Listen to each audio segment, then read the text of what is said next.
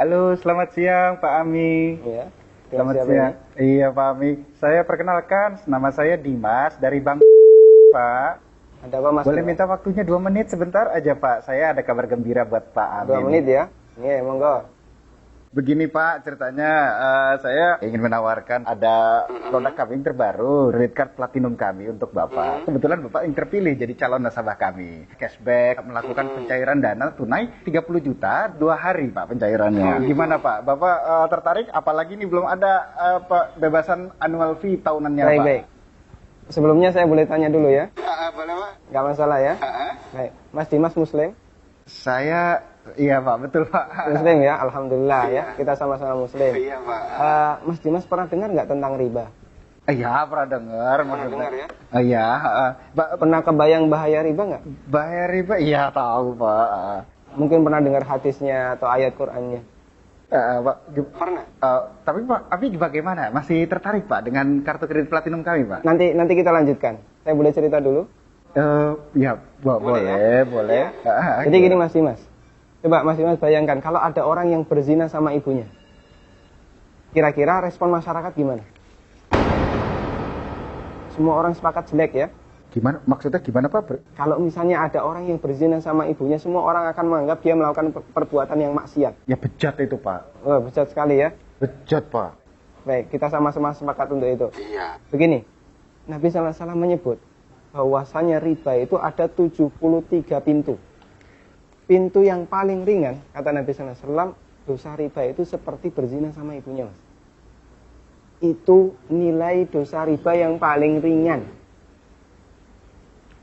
Coba kalau Anda tadi tawarkan 30 juta, itu berapa nilai ribanya? Ya, tapi kan... Saya lanjutkan boleh? Iya. Ya, kita lanjutkan dulu ya. Iya. Saya sebutkan, ini ada beberapa fase kehidupan manusia. Orang yang makan riba semuanya mendapatkan azab dari Allah. Pertama, ketika di dunia, orang yang makan riba itu ditantang perang oleh Allah. Coba Mas bayangkan. Kata Allah Subhanahu wa taala, ya ayyuhalladzina amanu taqullaha wa dharu ma baqiya minar riba. Wahai orang yang beriman, bertakwalah kepada Allah dan tinggalkan semua bentuk riba. Fa in lam taf'alu fa'dzanu biharbi minallahi wa rasulih. Kalau kamu masih ngeyel, enggak mau meninggalkan riba, umumkan perang dengan Allah dan Rasulnya. Coba, kalau kita ditantang perang oleh Allah dan Rasulnya, kira-kira ada enggak peluang untuk menang? Enggak ada ya? Ampun Pak. Ini yang pertama. Yang kedua, orang yang mati dalam kondisi membawa dosa riba, makan riba, nanti dia akan dihukum di kuburan dalam bentuk berenang di sungai darah. Masya Allah, berenang di sungai darah. Kata Nabi SAW, beliau pernah menceritakan mimpinya, dan mimpi beliau itu wahyu. Nabi SAW pernah melihat ada orang yang berenang di sungai darah, kemudian di tepi sungai ada orang yang membawa batu. Setiap orang ini berenang menepi, dilempari batu ke mulutnya, kemudian balik ke tengah. Ini yang kedua. Di alam kubur, dia mendapatkan azab berupa berenang di sungai darah. Yang ketiga. Masih ada yang ketiga Pak? Iya. Siap mendengar? Masih sanggup mendengarkan? Iya Pak. Iya, tapi saya lanjutkan ya. Iya Pak. Yang ketiga. Ketika orang ini dibangkitkan oleh Allah dari alam kubur, dia dibangkitkan dalam kondisi sempoyongan, Mas. Allah Subhanahu wa taala bercerita, alladzina ya'kuluna riba la yaqumuna illa kama yaqumul ladzi yatakhabbathu syaitan minal mas. Orang yang makan riba, mereka akan dibangkitkan pada hari kiamat dalam kondisi sempoyongan seperti orang yang kerasukan. Iya Pak. Artinya yang lain berjalan normal, dia sendiri sempoyongan. Menyakitkan. Kemudian yang keempat, tadi sebelum hisab ya, ketika dia dibangkitkan sebelum hisab, dia sudah disiksa.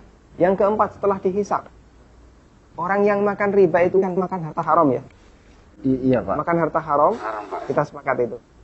Kalau kemudian daging kita tumbuh dari sesuatu yang haram, berhak nggak dapat surga? Enggak Pak. Layak nggak dapat surga? Enggak Pak. Sementara tempat di akhirat cuma ada 2 pilihan. Kalau nggak surga, neraka Pak. maka kata Nabi SAW, kullu lahmin nabata bin suhtin, setiap daging yang tumbuh dari sesuatu yang haram, kata beliau, annar aulabi. Iya Pak. Neraka lebih layak baginya.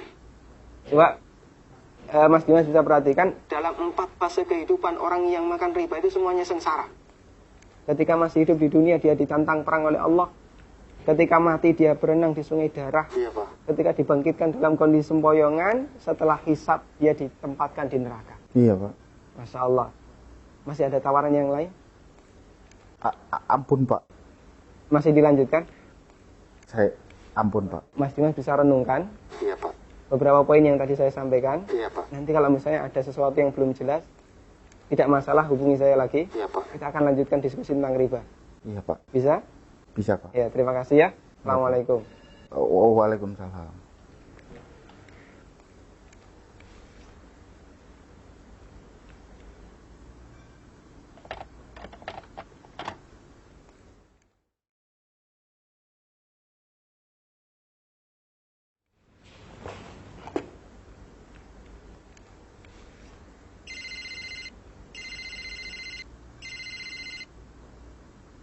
Iya.